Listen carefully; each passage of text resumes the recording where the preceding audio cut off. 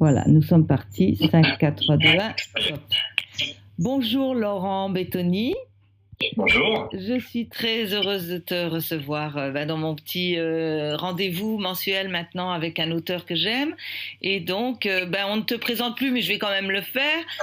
Tu as écrit beaucoup de romans, beaucoup de choses, mais tu es, je dirais, assez éclectique, même si tu as ton cœur qui va du côté du roman noir. Hein, mais tu as quand même écrit pour la jeunesse quelque chose qui était de la fantaisie, un peu médiéval. Tu as écrit de la comédie, non, hein, une espèce de polar thriller mais comédie, Les Costello, une série mordante parce qu'il y a des vampires. C'est un petit peu fantasy aussi, hein. Et puis tu as écrit des romans qui s'appellent Les Corps terrestres, Mauvais garçon, Écran total, Ma place au paradis, voilà. Et donc là aujourd'hui nous allons parler de ton dernier roman qui s'appelle Les remords de l'assassin.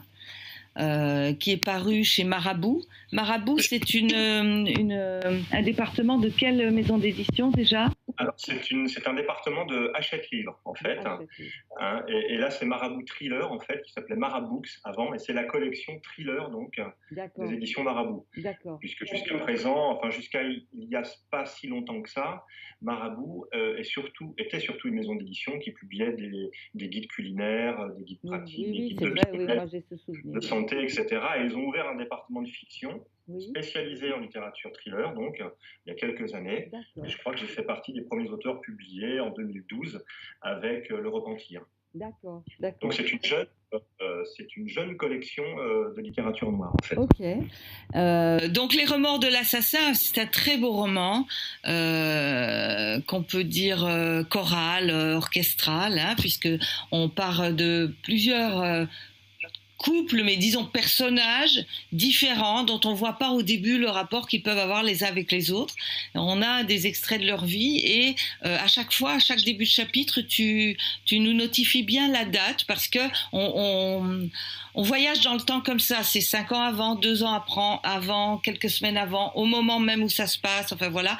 Et à chaque fois, ça bouge.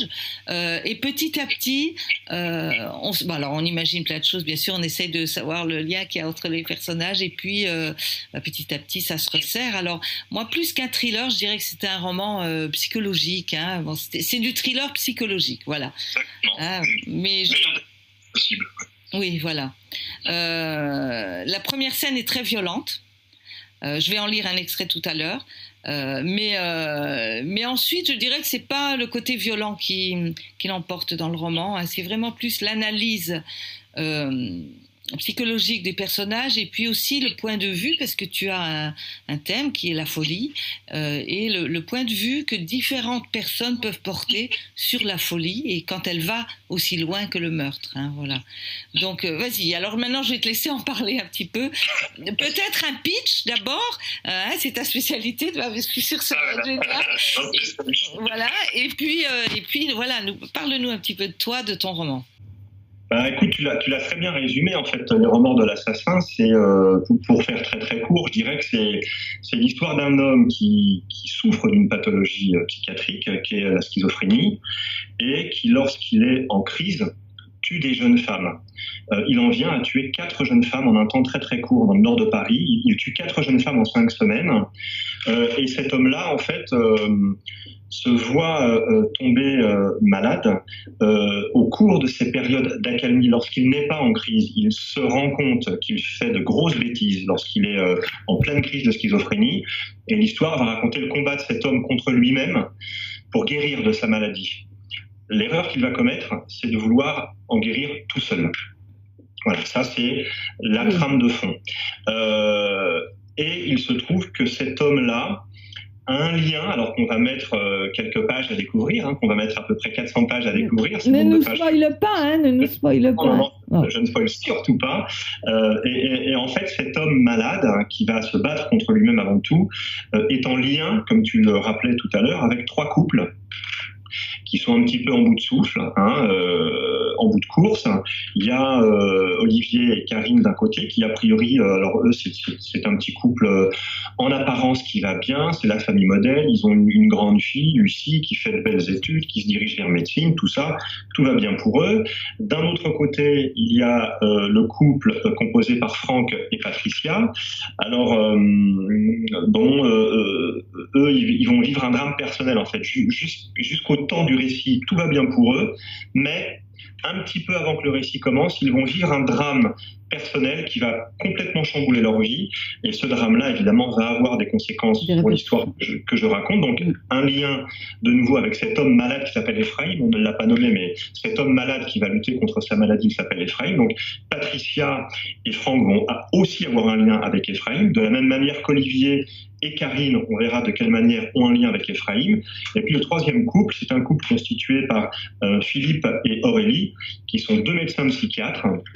Philippe est chef de service d'un service de psychiatrie dans un hôpital de banlieue parisienne dans lequel Aurélie, son assistante, travaille, et sa maîtresse. Voilà, sa maîtresse, parce que Philippe est un homme marié, qui a une famille et une vie privée par ailleurs, officielle, et il a une vie officieuse avec Aurélie. Ça va poser pas mal de problèmes dans le service de psychiatrie dans lequel ils travaillent tous les deux, et ces deux psychiatres-là vont avoir un lien, alors celui-ci on le devine un peu plus immédiat, avec Ephraim, qui souffre de schizophrénie, parce que tout simplement, Ephraim va croiser la route d'Aurélie à un moment donné de son parcours. Oui, voilà. Alors, oui. Ça, c'est de par leur profession, ils vont être amenés à rencontrer cette profession, voilà. Le livre va montrer comment, d'une part, cet homme, Ephraim, va essayer au mieux de lutter contre sa maladie et de s'en guérir tout seul. Il va montrer les interactions que ces trois couples ont avec lui et la manière dont chacun des trois couples va considérer cet homme.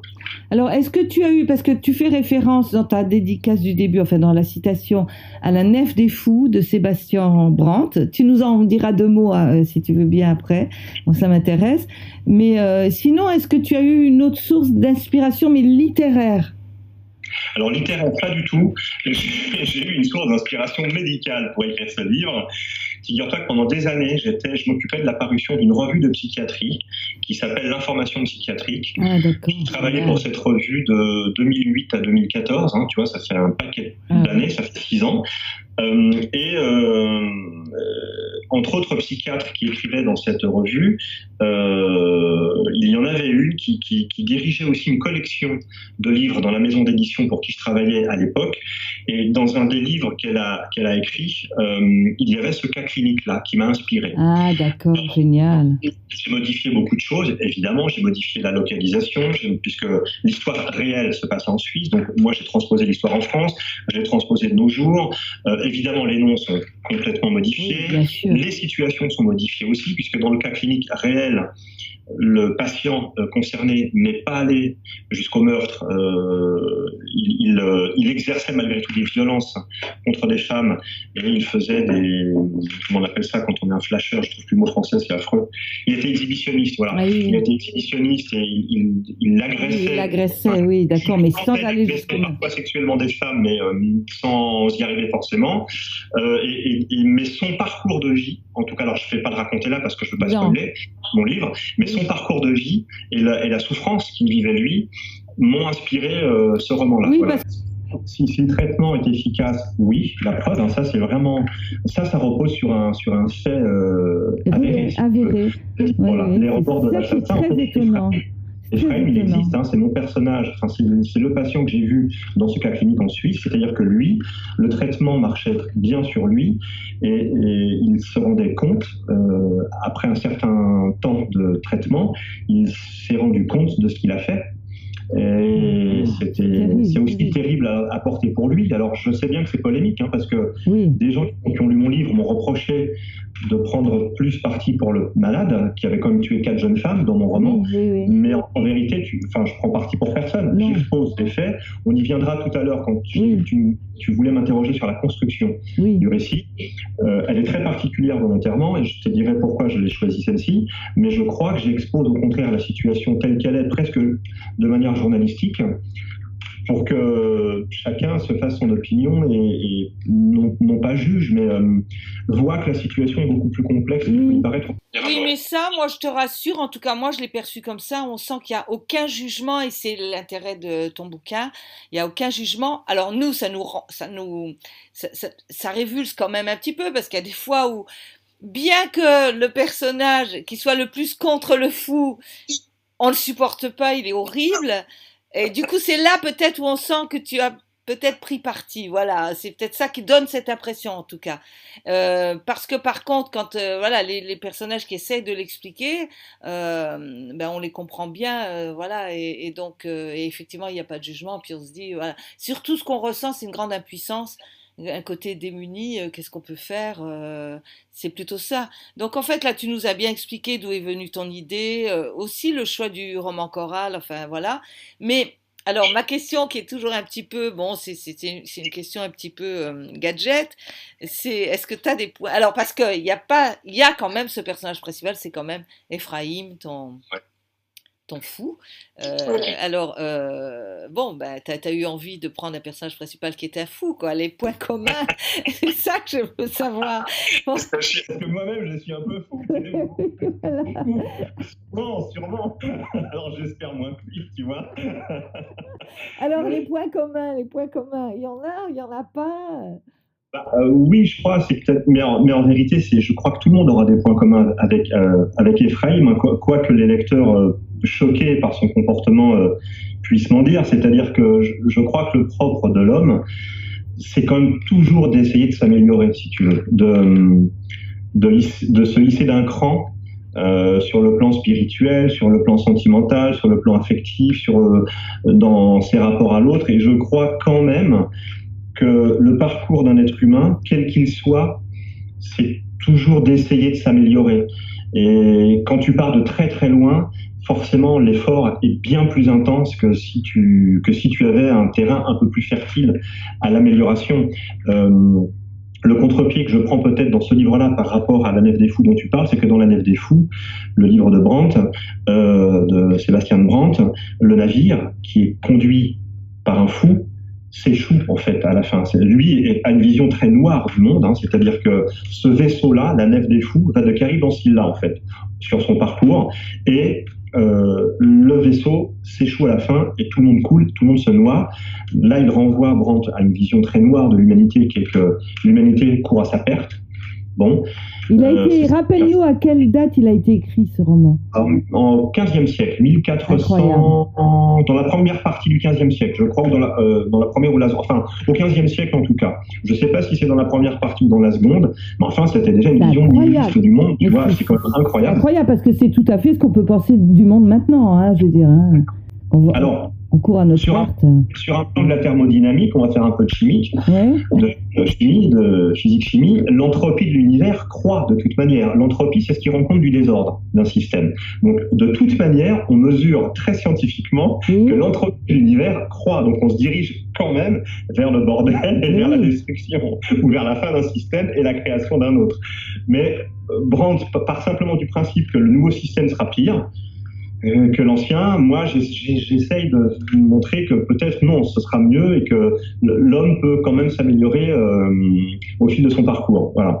C'est un petit peu ça que le livre essaye de montrer. Et tu disais tout à l'heure que le personnage qui nous horripilait le plus, c'est le policier, et qui avait un parti pris, en fait. Alors, non, ça repose vraiment sur une observation tout à fait objective, et c'est un problème que rencontrent les psychiatres au quotidien dans leur pratique.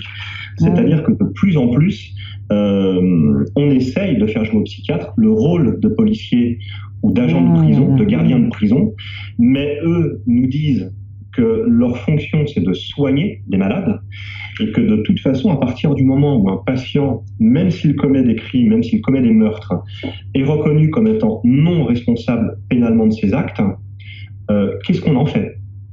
Qu'est-ce qu'on en fait ? C'est-à-dire que, et ça va être un petit peu le propos d'Aurélie dans ce livre, son but à elle, c'est de voir en Ephraim non pas un meurtrier, mais d'abord un patient qui souffre d'une pathologie. Et son but de médecin à elle, ça va être quoi ? De traiter la pathologie, puis, lorsqu'elle estimera que son patient est guéri, de le réhabiliter socialement. C'est vraiment ça qu'elle va défendre. Elle ne peut pas faire autrement. Non, elle ne peut pas faire. Et le policier ne va pas comprendre ça, évidemment. Non. Et lui, au contraire, son but, ça va être de faire écoper à Ephraim de la peine la plus lourde possible. Lui, il veut punir et priver cet homme-là de ses libertés fondamentales. Et le médecin, Aurélie, va essayer, elle, de jouer son rôle de médecin jusqu'au bout, c'est-à-dire de soigner son patient pour qu'il puisse se réinsérer dans la société. Oui. Non, c'est très intéressant. Alors, on a tous ces corps de métier qui chacun vont au bout de leur métier et le font le mieux possible. Mais effectivement, ça entraîne une vision du monde qu'ils ont, quoi. Et il manque encore les juges, parce que parce que les policiers en ont aussi après les juges, hein, parce que eux ils attrapent les méchants et puis après, voilà, il y a encore la justice qui elle aussi applique du mieux possible en fonction des lois, enfin, etc. Donc, en respectant les lois. Donc, tout ça est très compliqué. C'est ce que dira le policier au cours de cette histoire. Il reprochera au juge d'avoir proclamé la non-responsabilité pénale d'Ephraim. Oui. Parce que lui, il va se dire que c'est trop facile. Quoi. Enfin, pour le policier, du point de vue du policier, c'est trop facile que ce meurtrier-là, lui, il ne voit qu'un meurtrier. Bien sûr. Il n'arrive pas à voir un malade mental. Non, et quand on se place du côté des victimes aussi, évidemment, on trouve ça trop facile. Quoi. C'est son discours au policier. Il n'arrête pas de dire à la psychiatre, mais si c'était votre fille qui s'était fait tuer, est-ce que vous feriez ça? Oui. Alors, on arrive donc à ce personnage de secondaire, là, de flic, et puis tu as d'autres personnages secondaires. Donc, tu as Olivier, tu as le flic, Franck, et tu as le médecin, l'amant d'Aurélie. Il y a aussi l'autre personnage qui est son ennemi professionnel, on va dire, son concurrent professionnel. Bref, tout ça. Il y a aussi le second du flic. Ça fait une série de personnages masculins pas très reluisants, on va dire, hein, de mon point de vue. C'est-à-dire, on a l'impression qu'ils sont pas très courageux. Ils sont pas très courageux, les hommes, dans ton roman. C'est vrai, c'est plutôt les femmes qui ont le beau rôle. Hein. C'est bien que tu l'aies vu. Tu sais que tu es la première lectrice à me le dire. Mais ça doit se sentir parce que j'ai beaucoup de retours de lecture extrêmement enthousiastes de la part des femmes. Ce qui était plutôt rare jusqu'à présent dans mes romans de littérature noire pure. Et là, je trouve que je sens que j'ai élargi beaucoup mon lectorat féminin avec ce livre-là, qui, tu l'as rappelé au début, est peut-être beaucoup plus psychologique que les autres, c'est ça. et qui fait la part encore plus belle aux femmes. Cela dit, dans tous mes romans, je suis en train de les passer en revue, je pense que c'est les femmes qui ont tout le temps le plus beau rôle, mais dans celui-ci, c'est plus flagrant, effectivement. C'est-à-dire que les hommes se réfugient un peu derrière leur force et leur pouvoir, assez peu derrière leur cœur et leur cerveau. Et je trouve effectivement que les personnages féminins sont plus courageux. Plus courageux, oui. Dans leurs opinions, hein, je veux dire, hein, pas physiquement, bien entendu, hein, mais voilà. En face. Oui, voilà, ils voient les choses en face, puis ils vont plus loin dans la réflexion, alors que les hommes se réfugient un peu derrière leurs idées préconçues, voilà. Et puis surtout qu'on bouge pas surtout que ça ne bouge pas, ça, pour aucun. Néanmoins, ce sont des personnages sensibles, tous extrêmement sensibles, qui se posent beaucoup de questions quand même si leur réponse est frileuse. La réponse est frileuse, mais les questions sont là. Et ils sont assez tourmentés et sensibles. Donc, c'est pas non plus des caricatures, hein. C'est pas ce que je voulais dire. Mais bon, peut-être que tes anciens romans, il y avait aussi des passages peut-être trop violents. Voilà, alors c'est peut-être ça aussi qui... Bon, alors là, c'est peut-être plus psychologique, avec une violence un peu moins mise en avant. Peut-être c'est ce qui expliquerait... Là, j'ai beaucoup édulcoré, effectivement. Je me suis interrogé. Souvent, le reproche que les lecteurs me faisaient, quand il y en avait, c'était ça, c'était la violence. Mais en même temps, c'est mon style, c'est ce que je raconte. Oui, bien sûr. Bon, mais là, j'ai pris le parti, effectivement, comme j'étais vraiment dans la psychologie pure et dans l'esprit du tueur, en fait, pendant 400 pages, j'ai pris le parti de ne pas montrer de violence, si ce n'est la scène inaugurale, tu le disais tout à l'heure, une ouverture, mais pour montrer comment est Ephraim au moment où il est en crise. Je plante le décor comme ça dès le début, et après, il n'y a plus aucune scène de violence en vérité. on est dans la tête du tueur et on est dans la tête du médecin, dans la tête du policier, dans la tête d'Olivier. On est dans la tête de tous ces gens-là. Et c'est vraiment un thriller psychologique, comme tu disais. Donc là, j'ai vraiment écarté la violence. On la sent latente. Bien sûr. Il tue 4 femmes quand même. Mais effectivement, ce n'est pas détaillé, il n'y a pas de complaisance dans la scène, etc. Et dans le début, ce n'est pas du tout gratuit, effectivement. C'est pour bien poser le personnage et puis surtout qu'on voit son combat intérieur en même temps. Que la violence. La scène inaugurale, elle est très explicite. En vérité, on voit quand même un tueur qui, dès le départ, regrette de tuer cette femme. C'est-à-dire que dès le début, on voit bien que c'est peut-être lui qui cherche à tuer à travers elle, ou c'est une lutte intérieure qu'il entend. C'est une lutte contre lui, contre la voix qu'il entend. Ça, c'est un des symptômes possibles de la schizophrénie. Souvent, les patients entendent des voix, soit ont des hallucinations auditives ou visuelles, ou les deux. Lui a des hallucinations auditives, et il obéit, il répond à une voix interne qu'il appelle le protecteur, qui le pousse à tuer, mais il sent confusément que c'est pas bien d'écouter cette voix-là, mais il peut pas faire autrement, sinon il est en souffrance physiquement totale. Ça, c'est montré dès la première scène. Et la violence à tous les niveaux, contre cette jeune femme qu'il va tuer dès la scène d'ouverture, et contre lui-même. Oui, tout à fait. Contre l'assassin qui veut tuer en lui. Alors on sent donc ce roman, je crois que tout le monde a compris maintenant il paraît, il n'est pas à la lecture du tout, mais il paraît compliqué. Il y a plusieurs personnages, il y a des couples, ça va dans le temps, ça bouge dans le temps. Il y a plusieurs niveaux même dans le personnage principal. Et j'imagine que pour la structure de ton récit, là, tu as dû en baver. Alors, j'avais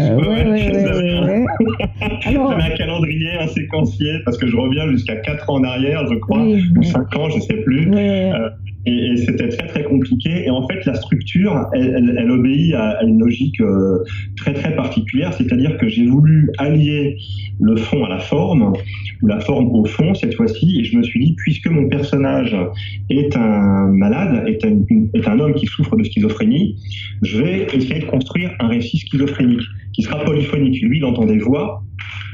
On va aussi se rendre compte qu'il pense changer de forme en fonction des époques de sa vie, d'apparence physique. Et donc, je m'étais dit, voilà, je vais faire un récit polyphonique qui rendra compte de la polyphonie de voix que lui entend dans sa tête, et qui rendra compte de ses métamorphoses physiques au fil des années. Et donc, ça a l'air, a priori, d'être un récit désordonné dans le temps, puisqu'on passe du temps du récit actuel, en 2017, à 5 ans en arrière, 3 ans en arrière, 2 ans en arrière, parce qu'évidemment, la maladie monte progressivement comme ça sur 5 années, avant d'exploser complètement pour le temps du récit, qui est celui dans lequel Ephraim va tuer ces 4 jeunes filles. Donc en 5 semaines, le temps du récit se passe sur 5 semaines, bien, et sur quelques semaines plus tard, jusqu'à la résolution de l'affaire. Et l'essentiel se passe dans le passé, en fait. Et donc, ça m'obligeait effectivement d'avoir un calendrier et un séquencier très, très précis. Oui. Pas moi les pinceaux. J'ai fait des copier-coller à n'en plus finir jusqu'à trouver la structure que j'estimais être idéale. Donc ça, premièrement, c'était cette structure morcelée en puzzle avec des flashbacks et tout ça, c'était pour recréer un peu la schizophrénie et le désordre qui existe dans la tête d'Ephraim, mais aussi j'ai voulu, comme dans un procès, comme pour une cour d'assises, j'ai voulu montrer le point de vue de chacun des intervenants, des défendeurs, des accusateurs, voilà. Et donc, en fait, chacun arrive à exprimer son point de vue à travers ces chapitres qui se découpent dans le temps de manière a priori désordonnée au départ, mais évidemment de plus en plus ordonnée, jusqu'à ce que toutes les pièces du puzzle se mettent en place un tout petit peu après la moitié du livre. Et à partir de la moitié du livre, on est dans le temps réel. Oui. Le livre qui fait 400 pages est découpé à peu près comme ça. Il y a 200 pages pendant lesquelles on sent que les pièces du puzzle vont s'emboîter. Et oui, effectivement, elles s'emboîtent à peu près à la moitié du livre. Et ensuite... Et là, on déroule. Oui. Le fond du récit est complètement linéaire. Voilà. Oui. J'ai voulu respecter ces deux éléments-là dans ma forme. J'ai voulu recréer un peu ce qui se passait dans un tribunal, dans lequel chacun vient exposer son point de vue. Et j'ai voulu rendre compte de la polyphonie, en fait, et de toutes ces voix, et de tous ces personnages qui vivaient à l'intérieur d'Ephraïm. Oui, ben, ok, ben, on comprend tout, quoi. Je veux dire, c'est clair. Simplement, oui, vachement bien organiser le truc. Donc, est-ce que tu as mis au service donc, alors tu expliques comment tu as construit, mais le style de ton écriture, est-ce que tu l'as choisi d'une façon spéciale pour le roman? Ou est-ce que c'est ton style habituel? Je crois que c'est un peu plus. Je crois que ce style-là est un peu plus académique que celui que j'utilise habituellement. Il est un peu moins funky, un peu moins rock'n'roll. Mais ça participe aussi de mon changement d'écriture. Moi, j'écoute ce que les lecteurs me disent. J'ai peut-être tort, mais tu vois, j'ai mis moins de violence, j'ai mis moins de gros mots, donc j'ai essayé quelque chose de neuf aussi pour moi, alors que j'avais déjà commencé un peu avec Arthus Bayard et Les Maîtres du Temps. Tu parlais tout à l'heure du livre de littérature jeunesse que j'avais fait. Là, évidemment, pour la jeunesse, il faut être quand même on n'a pas le droit au gros mot. Voilà, bon. Et donc, je sais qu'Arthus Bayard, je crois que ça fait partie des livres de moi que les gens aiment le plus. Alors, je me suis dit, j'entends les choses au bout du compte quand on me les dit. Tu vois, je mets les temps parce que je suis un têtu, je suis un cabochard. Mais quand les gens me disent peut-être qu'avec un peu moins de violence, et un peu moins de gros mots, et un peu moins de sexe, et un peu moins de drogue et de rock'n'roll, ce que tu écrirais serait tout aussi fort et tout aussi intéressant. J'ai essayé dans ce livre-là d'assagir un peu mon écriture. Alors certains ont dit même que j'étais tombé, que c'était super classique. Bon, moi je crois que c'est entre les deux, ça me paraît pas si classique que ça, mais l'écriture est moins émouvissée peut-être. Moi je veux dire... Exactement, c'est ce que j'allais te dire. Mais t'as bien compris le truc, je vous laisse focaliser sur le questionnement. Voilà, exactement. Je me suis dit, je veux que aucun artefact, je veux que rien dans la lecture, dans l'écriture ne dérange le lecteur, et je veux qu'il soit plongé dans cette problématique qui est une question de société en fait, et donc je voulais que la lecture soit la plus fluide possible, voilà, exactement, la plus rapide, sans... Ben, c'est ce que j'ai ressenti. Il n'y a pas de scène qui va choquer ou déranger. Alors qui pourrait parfois être bien dans les romans, il y a des scènes chocs ou qui dérangent, qui sont super, mais qui créent une autre émotion. C'est pas celle. Toi, tu voulais une émotion intellectuelle, une recherche, une analyse, une réflexion sur le sujet, et c'est pas en choquant ou en créant l'émotion forcément qu'on l'obtient. On obtient autre chose, mais voilà. Et c'est pas ce que tu as cherché, mais voilà, tu as bien, à mon avis, bien réussi ton truc. Les scènes qui sont entièrement consacrées à Ephraïm, les chapitres qui sont entièrement consacrés à Ephraïm, tu le disais aussi, là sont un peu plus rock'n'roll que les autres, mais parce que on est dans la démence. Donc, il faut que ça se traduise aussi dans l'écriture. Mais pour tout le reste, on est dans la réflexion, on est dans le débat, on est dans l'enquête que mène le policier, on est dans la thérapie que va essayer d'appliquer la psychiatre. Donc on n'est pas du tout dans le dans le choquant. Oui. Alors j'arrive à mon moment préféré, c'est le moment où je vais lire un extrait. Alors attends, j'espère que ma liseuse va marcher parce que sinon... Voilà, c'est bon. Alors j'ai choisi un petit passage de la première scène pour qu'on voit, c'est le moment où on sent la schizophrénie d'Ephraïm qui arrive. Parce que... Donc bon, allez, j'y vais. D'abord, quel âge avait-elle? L'âge d'être déjà propriétaire d'une demeure qui coûtait les yeux de la tête, ou l'âge d'habiter encore chez ses parents? Travaillait-elle ou était-elle étudiante? Elle n'avait peut-être pas choisi. Si elle avait suivi ses parents, elle n'avait pas choisi. Dans ce cas, ce n'était pas sa faute. « Je peux tirer une taffe » demanda-t-elle. « Quel âge avez-vous »« Oh, je suis une grande fille, ne vous inquiétez pas. » Elle pouffa légèrement. « J'ai l'âge de conduire, de voter, de boire de l'alcool et de fumer. » Ephraïm l'entendit ajouter « et de regarder des films porno », bien qu'elle n'ajoutât rien. « Voilà une petite allumeuse » persifla la voix du protecteur dans la tête d'Ephraïm. « Non, pas sûr, » répondit ce dernier. « Si, je vous jure, » insista la jeune femme, croyant qu'Ephraïm s'était adressé à elle. « Je suis majeure, vous savez. »« Oui, mais à peine, vos parents vont s'inquiéter, vous devriez rentrer chez eux, ils doivent vous attendre. » Elle rit franchement cette fois-ci, ce qui la fit tituber. Elle se rattrapa au bras d'Ephraïm, et il eut l'impression qu'un courant électrique lui traversait le corps. Pas sûr, ironisa le protecteur. Pas sûr. Que te faut-il de plus? Elle se comporte comme une femelle en chaleur. Ephraim commençait à se sentir mal à l'aise avec cette fille qui le touchait, qui lui parlait de films porno, là, en pleine rue déserte, au beau milieu de la nuit. Il se racla la gorge. « Je peux vous raccompagner si vous voulez, hein? Je peux vous ramener chez vos parents. »« Non merci, ça va aller, je suis vraiment une grande fille, vous savez, je peux me débrouiller toute seule.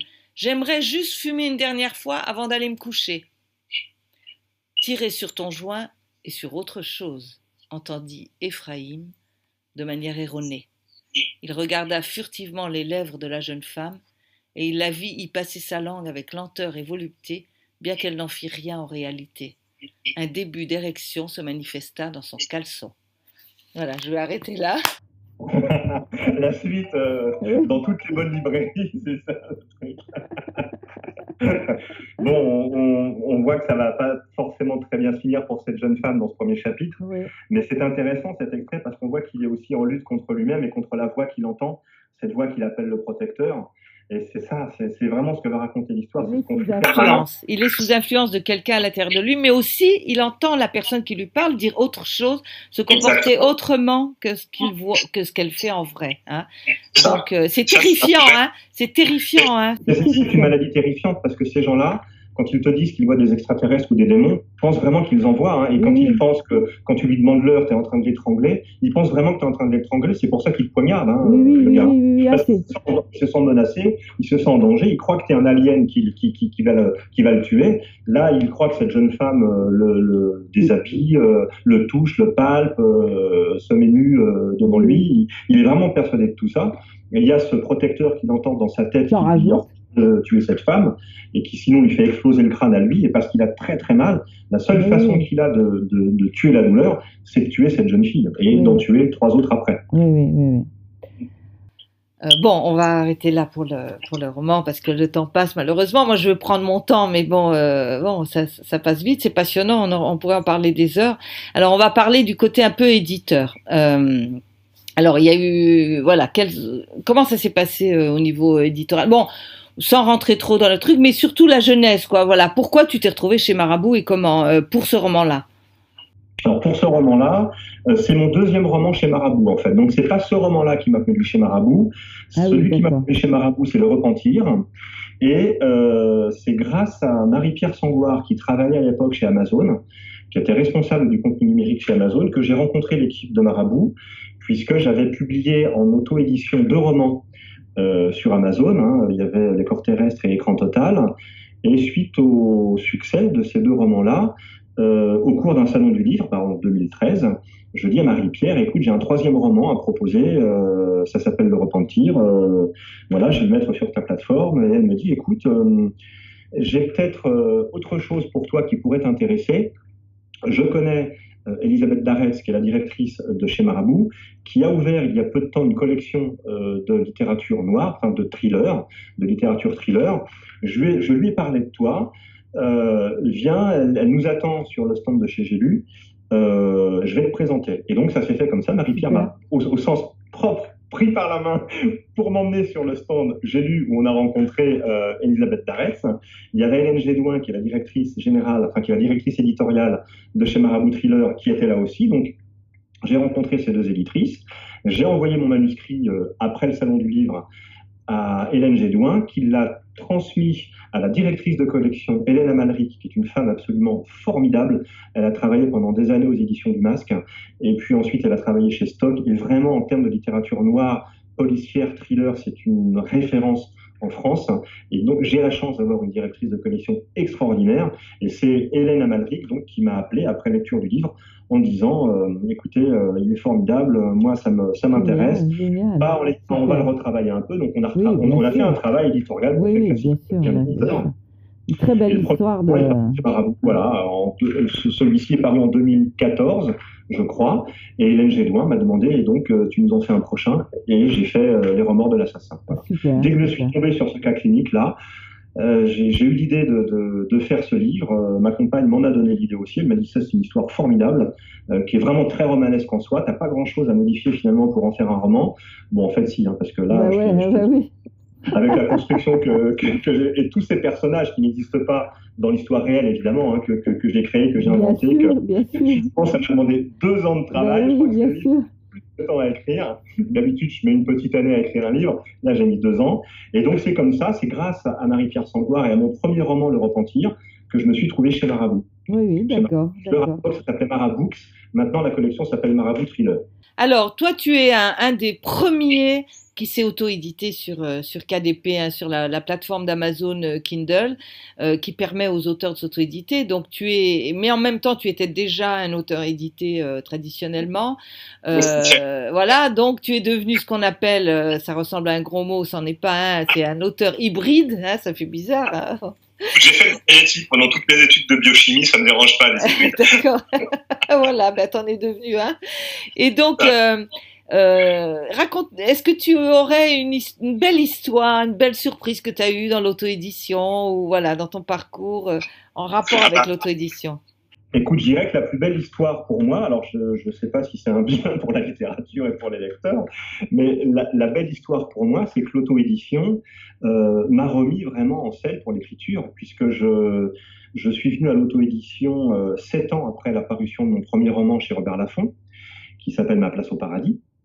J'avais été publié grâce à un éditeur qui est décédé quelques mois après la parution du livre, il s'appelait Laurent Bonelli. C'était un éditeur, en fait, il était libraire. Au départ, son métier, c'était libraire. Il dirigeait la librairie Virgin, qui était sur les Champs-Élysées. Et il chroniquait également, avec Michel Field, à la télé, dans l'émission qui s'appelait Field dans ta chambre à l'époque. Et il chroniquait également dans une émission d'Europe 1 qui s'appelait Le Kiosque, et que Michel Field animait également. Et donc, Laurent Bonelli, qui était libraire, donc était aussi éditeur freelance pour Robert Laffont, il m'a fait publier mon premier roman, Ma place au paradis, chez Robert Laffont. Mais il est décédé quelques mois après l'apparition du livre, et l'éditrice qui m'a récupéré, entre guillemets, m'a viré, hein, je ne peux pas dire autrement, elle n'aimait pas ce que je faisais. Alors comment un éditeur vire un auteur? Il lui donne plus signe de vie, tout simplement. C'est-à-dire que tu lui envoies ton manuscrit, puis au bout d'1 an, tu n'as pas de réponse. Alors tu comprends qu'il se passe quelque chose de pas bien. Ouais. Tu dis non, il rentre pas dans la ligne éditoriale. Bon, d'accord, voilà. Et donc, si tu veux, après, j'ai un petit peu galéré comme ça. Moi, je connaissais personne dans le milieu. J'étais trop jeune, en fait. Hein. J'avais un premier roman à mon actif, mais oui, bien sûr. Je me suis retrouvé un petit peu orphelin d'éditeur. Et puis, je continuais à écrire malgré tout. Je continuais à proposer bien gentiment mes romans à Robert Laffont, qui invariablement ne répondait pas à mes courriers. Et je me suis retrouvé fin 2011 un petit peu embêté à me demander si j'allais continuer à écrire ou pas. J'avais un vieux doute, quoi. Je me disais, bon, peut-être que je vaux rien, peut-être que ça vaut rien ce que je fais. Enfin, toutes les questions que se pose un auteur déjà en temps normal, quoi. Là, je me les posais encore plus parce que j'avais même plus d'éditeur. Je te parlais même pas de succès. J'avais carrément plus d'éditeur. Je me suis dit, qu'est-ce que je fais? Et un copain m'a dit, écoute, il y a un truc formidable d'Amazon. C'est une plateforme de téléchargement, d'auto-édition. On va voir ce qui se passe. Donc là, c'était février 2012, tu vois. Oh là là, c'est vraiment les premiers mois en France, quoi. Oui, c'est ça. Je faisais partie des premiers, en fait. Oui. Par jeu, j'y suis allé.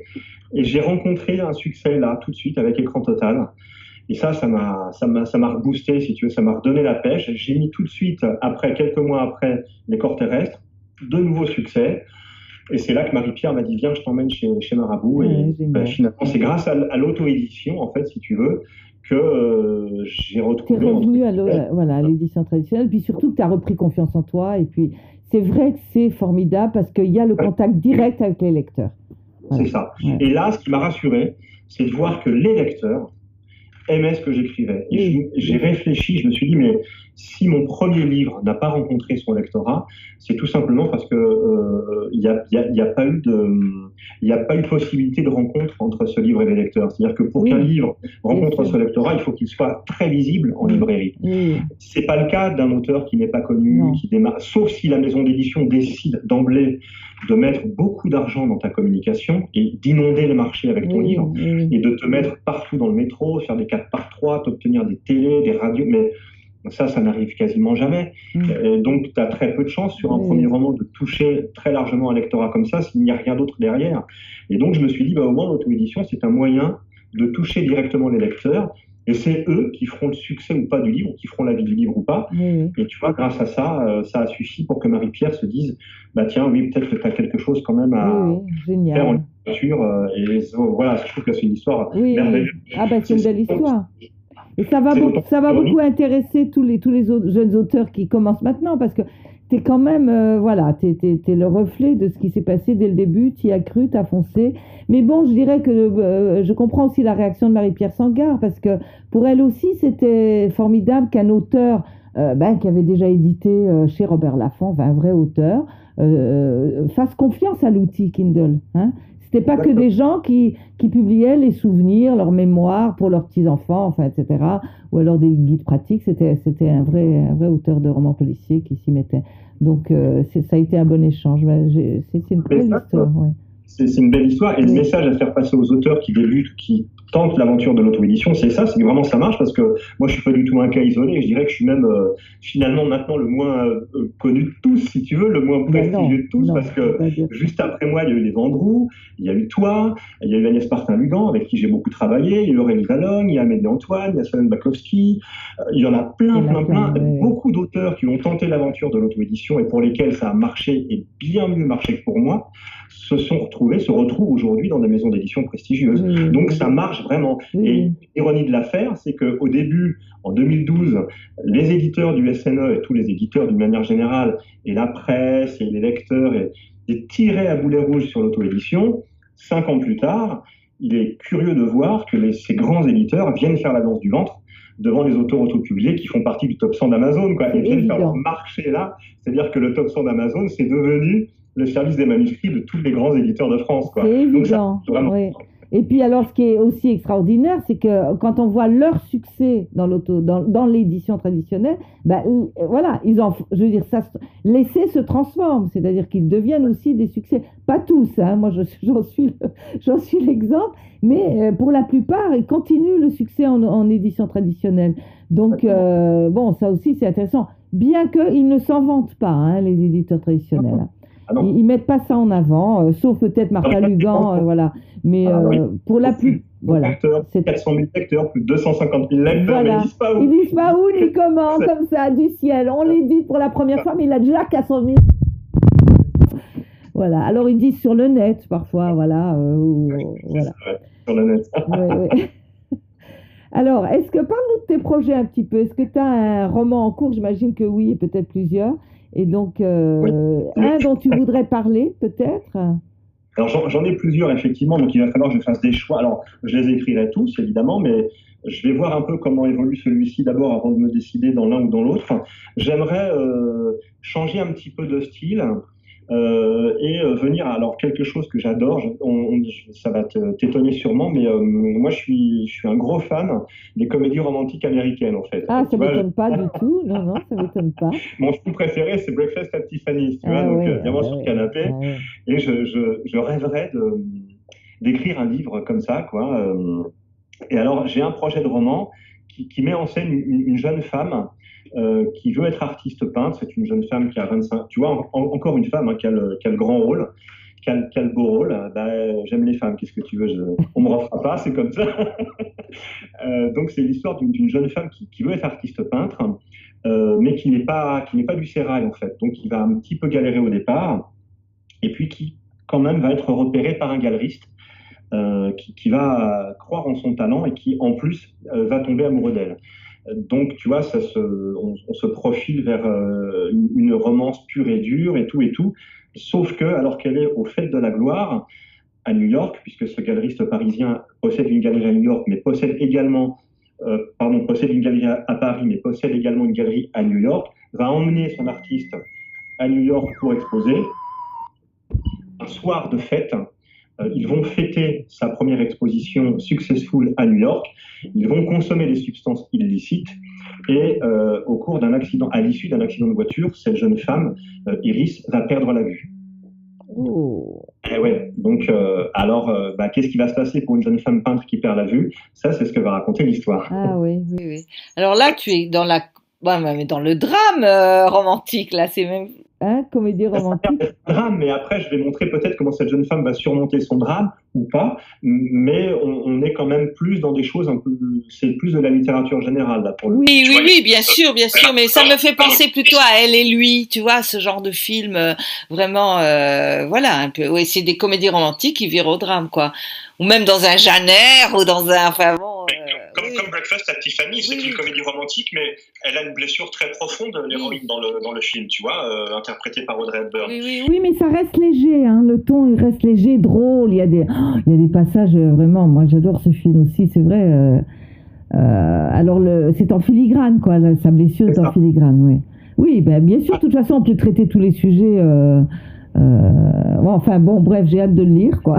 Le truc, c'est que dans ce roman-là, donc, cette jeune femme, cette jeune Iris qui va devenir aveugle, évidemment, lorsqu'elle sera à New York, va être amenée à rencontrer ensuite un éducateur qui va lui apprendre. Ne nous raconte pas tout, Laurent, qui va essayer de lui apprendre à vivre avec sa cécité. Voilà. Oui. Donc, c'est juste pour te donner le. Comme je t'arrête parce que. Il y a le galeriste et de l'autre côté, il y a l'éducateur. Alors, oui, Tu vois poindre le. Oui, le dilemme. Bon. Voilà. Bon, alors, on arrive au bout de. J'ai l'impression que j'ai énormément dépassé le temps d'habitude que je donne, je me donne, hein, mais bon, c'était passionnant, donc je regrette pas. Alors, allez, on termine sur le secret de l'écrivain. Conseil, voilà, voilà, le truc de Laurent Bettoni. Le truc. Je construis toujours énormément en amont, quoi. Voilà, je sais que je radote un peu à ce niveau-là, hein, mais c'est le conseil vraiment de base que je donne à tous les auteurs avec qui je travaille, confirmés ou pas d'ailleurs, hein, parce que je travaille beaucoup avec des auteurs confirmés aussi pour de grandes maisons d'édition, et s'ils font appel à moi, c'est parce que quelque chose ne va pas dans leur roman, et immanquablement, c'est la structure qui pêche toujours et encore. Et donc, le conseil que je donne, mon secret à moi en tout cas, c'est d'abord de bien border la structure, la trame narrative, et ensuite de se consacrer pendant les 5-6 mois qui viennent uniquement à l'écriture. Et quand on a un cadre extrêmement bien défini, l'écriture en principe déroule. D'accord. Ok, voilà. Il n'y a plus qu'à. Hein. Alors, je rappelle quand même au passage donc, que tu es coach d'écriture, que tu fais du travail individuel pour accompagner les auteurs éventuellement, mais aussi tu as, je crois, un cours collectif. C'est récent. Est-ce que tu peux en parler 2 minutes juste? Oui, c'est extraordinaire. J'ai eu l'idée parce que je me disais que souvent pour réunir des gens, moi je crois beaucoup aux vertus du collectif en fait, et je me disais avec les moyens qu'Internet met à disposition et Skype entre autres, on peut faire des visioconférences jusqu'à 10 participants sans aucun problème, avec une très bonne qualité de son et d'image. Et donc j'ai eu l'idée d'ouvrir des cours collectifs d'écriture créative par visioconférence. J'ai démarré il y a 1 mois la première session. Je fais donc une session par semaine. Il y a 5 auteurs et je vois les projets, et eux voient leurs projets avancer déjà en 4-5 semaines. Ils sont, c'est le jour et la nuit, ils sont exaltés, enthousiastes, et ça marche très très bien. J'encourage tous les gens à venir me demander des renseignements sur ces cours d'écriture collectif parce que c'est toujours bienveillant, c'est-à-dire que les auteurs qui sont là pour faire avancer leurs projets, mais pour découvrir les projets des autres, pour voir qu'ils ne sont pas les seuls à s'interroger sur leurs conditions d'auteur, à voir qu'ils ne sont pas les seuls à avoir ces doutes-là sur leur talent, leur légitimité d'écrire. Et en fait, chacun se fait avancer, chacun profite de l'expérience du collectif. Et en petit collectif comme ça, c'est génial. Mais en fait, c'est un atelier d'écriture sur Skype à plusieurs qui ressemble fort à ce qu'on fait dans les universités américaines. Les work writing, voilà, vraiment super. Intéressant, ça, voilà, effectivement. Les cours d'écriture créative en université, il y en a 3 en France qui le font. J'aimerais bien faire ça dans une université, pourquoi pas, mais il faudrait que je me renseigne et que je sollicite les doyens de faculté. Je sais que Paris 8 fait ça, à Rouen, je crois qu'ils font ça, et à Cergy-Pontoise aussi. Je crois qu'à Dauphine, Cergy et Rouen. Ils font ça pour l'instant, donc c'est très très peu, alors qu'aux États-Unis, c'est... Et je crois que c'est ouvert seulement aux gens qui ont déjà peut-être un master 1 ou une licence. Enfin voilà, il faut avoir un certain niveau universitaire. Donc c'est pas ouvert à tous les auteurs qui décident d'écrire. Après tout le monde ne fait pas forcément des études universitaires, hein, donc... Voilà, super. Écoute, Laurent, je te remercie beaucoup de de la façon dont tu t'es épanché à la fois sur ton roman, sur tes secrets d'écriture, surtout sur l'histoire avec KDP. J'étais sûre que ça se passerait comme ça. Je te remercie vraiment. Moi-même, j'ai appris beaucoup de choses encore, et je suis sûre que tous les gens qui vont suivre ça. Allez, je te dis au revoir. Je coupe parce que allez, on coupe. Ciao, Laurent. Ciao.